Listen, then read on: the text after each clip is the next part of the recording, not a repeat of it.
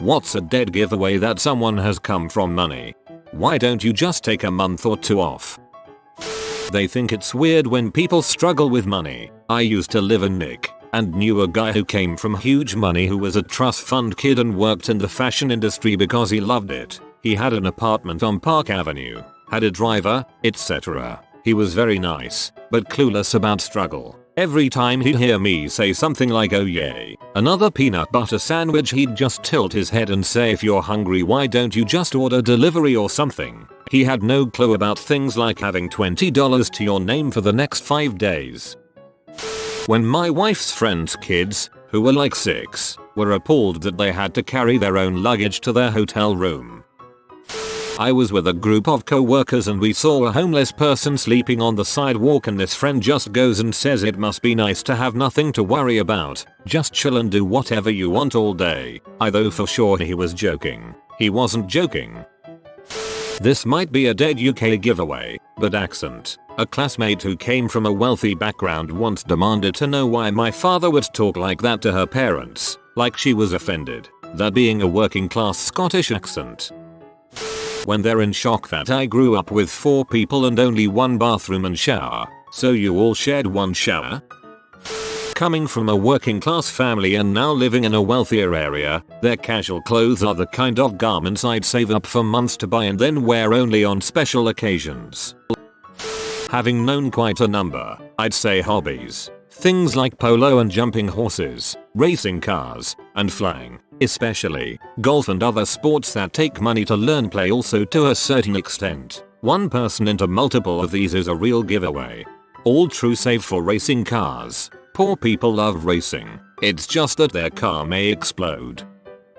International students. When one of your floor mates in res just gives all of their clothes away at the end of the school year. I went to college on the West Coast and there were so many Asian students who came from insane wealth. You want to fly to Greece in a few weeks with some of our friends to go skydiving? Can't afford it. Thanks though. Don't worry, I'll pay for the skydiving. Yeah, that's not what I meant. Not only is the ticket not affordable, I couldn't eat or do anything the whole time and would lose my crap job for being gone on such short notice, thus making me broke and unable to make rent. His family is insanely wealthy and he married into more money. Can't afford the ticket. Will take my private plane. Wouldn't be able to buy food. My personal chef will be cooking. I have no money for other activities. On me, of course. I'd get fired. You can be my butler. I have to pay rent. Just bought your building. You're out of excuses, sir. Using the word summer as a verb. I know I'm poor because I need an example to understand this. Their first car is better than any car you have ever owned. Currently sharing a car with my mom. My best friend has had 3 vehicles thus far. She'll probably be getting another as a graduation present. And because of this cannot fathom why my mother can't get me my own. Inviting you on an international trip. I'm from the US and when you say you don't have money for it, they say just ask your parents. They always act surprised when a person can't afford something or has the cheaper version. It's not callous either, and that's the dead giveaway. They clearly just cannot imagine such a reality. At least this is what I observed being the poor kid with rich friends. Mom was big on the company you keep motto. An example, my Phil agrees to help fix my trunk. Spends the entire time talking about how cheap and crappy my car is. Clearly zero awareness that it's the most expensive thing I had ever owned. A friend of mine with very wealthy parents moved into my apt for a summer. She offered to buy groceries for us, and at the store I watched her casually, unconsciously, reach for the most expensive, fanciest looking version of everything. The grass-fed organic ground beef, etc. Bought all the same items I usually did. Eggs, milk, bread, but the bill was 3 times higher. Speech. Here in the UK we can immediately determine class by the way they talk. A skewed sense of normal, like when there was a food stamp challenge a while ago where celebrities tried to live off of an average food stamp budget. One celebrity spent $29 on things like kale, cilantro, and 7 limes. When you're really on that tight of a budget, you aren't going to waste money on things like a lime a day and fresh herbs. You're going to try to buy cheap, filling foods like bags of potatoes and mac and cheese. But even trying to put themselves in that same situation, their sense of what's normal is incredibly skewed. Anytime they are in charge of making decisions for something that will cost other people money, they rarely consider cost. I'm getting married in July. My best friend, family better off than mine ever was, is getting married in June and I am in his wedding party. Without even asking us first, he went out and bought us all $400 suits for the day, and then told us to pay him back. And then later on we were told about the specific criteria for shoes and belts. Another $140. His wedding party gifted us the ties. What a dong. At my wedding I bought all my groomsmen what I wanted them to wear because if I wanted it, I was paying for it. It's not their responsibility. Edit. Whoa, he just upgraded to a dickhead with herpes. Matching furniture decor. Especially if you have accent chairs or furniture that isn't pushed up against a wall, which usually means you have lots of space in your home. My family always bought pieces of furniture as we needed it and would only switch out if something wasn't working anymore. At that point, functionality outweighed how something might bring the room together or complement the rug. Plus not shoved against walls. Never noticed that, but it's true. Dresses in nondescript, faded and well-used clothes, but they are all of very good brands if you look closely. Handles silverware delicately and uses the right cutlery and plate for every part of a meal, even when absolutely blasted drunk. Social media is full of photos tagged in different cities, countries or even different continents without any additional exposition or fanfare announcing their travel plans.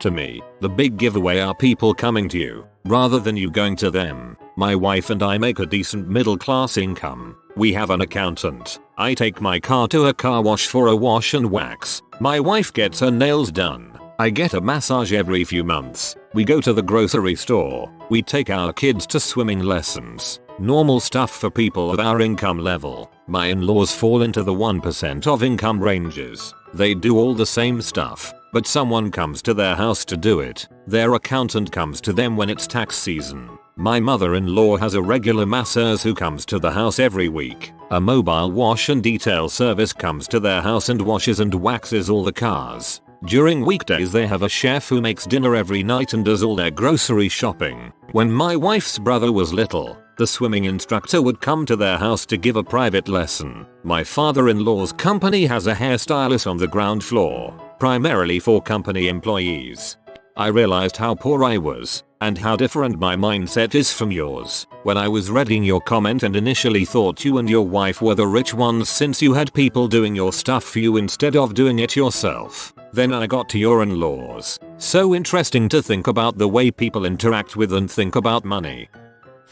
I won't say surprised, but to some they cannot comprehend having to put something off due to tight finances. For instance, I'm tied between either buying tires or getting my car registered. I'm putting off getting the tires so I don't get a ticket. When I told this to a coworker, they seemed confused as to why I couldn't get it done at the same time. It did not compute with them that I have a very, very tight budget.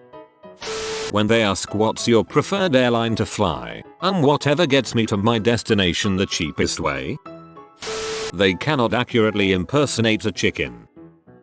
When they think a high cost of entry sport is not expensive. I come from a middle-class family, so I was able to play hockey every winter and have decent gear. I knew it wasn't cheap as I didn't get new equipment every year, only when it wore out or didn't fit. When I got to university I met a guy who was adamant that sailing was not expensive. It is so expensive. Yacht club memberships, berth fees, a place to store the boat in winter, and then there's the goddamn boat. A laser costs $2k and over. How is that not expensive? When you're from money, that's when. Posting vacation pictures every month on Facebook, inexpensive places. Miami on Monday, in California Wednesday, Italy by Friday, and skiing in the Alps on Sunday. They get stuff fixed or dealt with right away. Like most people will see if they can fix something on their own, or maybe do a not perfect DIY job around the house, or spend a lot of time researching options. People who are used to money will just pick up the phone and call someone and get it done. People who travel to impoverished areas for a vacation and then act super self-congratulatory about what they saw. It's a dead giveaway someone comes from money when they have to pay to have a humbling experience in their life. When someone else is paying the restaurant bill and they order appetizers, a steak, dessert, and drinks, my family, even to this day, still order the cheapest thing on the menu with water when someone else is paying. One of my little brother's friends comes from a very well-off family. His parents are both anesthesiologists. Hope I spelled that right, Romeo. He's an only child, and I saw that he had no shortage of fancy new gadgets and toys when I visited his place. One time when he came over to our house, he saw that my mom was cleaning the bathroom and remarked, "Mrs. RAWR times mom, I didn't know you were a cleaning lady." We got a good laugh out of that one. Always getting a costly drink and dessert every time they eat out. Or their idea for a cheap restaurant is still too expensive for you. 2 things I've seen from my experience around people in college. 1. When I say I can't afford something and they tell me to ask my parents. No, my parents can't afford it either. 2. One kid legitimately could not understand why poor people didn't just keep a positive attitude, leave the ghetto, go to university in the city, work for a corporation, and make money right away since he thought it was such an easy thing to do. Obviously because they have no money for food or housing, let alone to do all those things. But nothing that was said could change his perspective on this. Truly wealthy people are taught never to discuss things like income or wealth. They're taught that financial matters are private. Maybe not all wealthy people, but old money in the US and wealthy European families tend to abide by this guideline. This also goes for what they may feel are gross displays of money, such as expensive but impractical cars or unnecessarily large over-decorated mansions, because it broadcasts your income or wealth as much as if you just said it.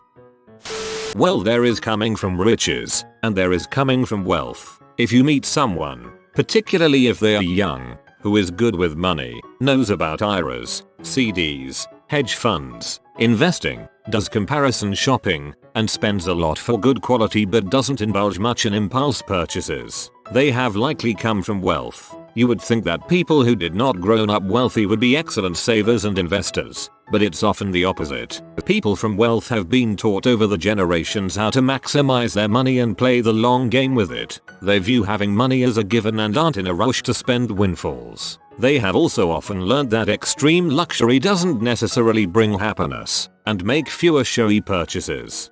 For some reason people seem opposed to this idea, but it's very true. You don't have the time or resources to learn good money management. All you're doing is trying to survive. It requires a level of stability for people to really be able to step back and look at their financial situation and improve it. I hate it when I have something important that needs to be done, but can't afford it. I can tell the ones that come from money because they'd say something like, "But it's worth it," or "You should just go ahead and do it." It's annoying because no crap, it's worth it, but B, my bank account is sitting at $3 and that exam is $170. I had a friend who was the nicest guy, just a genuine person who wanted nothing more than to fit in. We suspected he came from some money, just by the way he dressed and by his belongings, but we had no clue that his family owned half of fricking Cape Cod. He played the typical middle to upper middle class kid part well, except for one thing. He was incredibly short and borderline rude to any service personnel, waiters, salespeople, etc., to the point where it was super awkward for anyone around. At one point during our first year in college we called him on it. "Hey man, you don't have to be a dong to the Applebee's waiter. He seems nice enough and was genuinely sorry he brought you the wrong drink." The kid turned the deepest shade of pink I've ever seen. He was so embarrassed. I guess he had never seen any different. His family always treated the help like that, and he was under the impression that this was normal. When the waiter got back he apologized profusely for being rude. The first time I've ever seen this kid flaunt his wealth was to leave a $400 tip on a $50 check for this guy. I'd like to think the kid came to college and this was his most valuable lesson.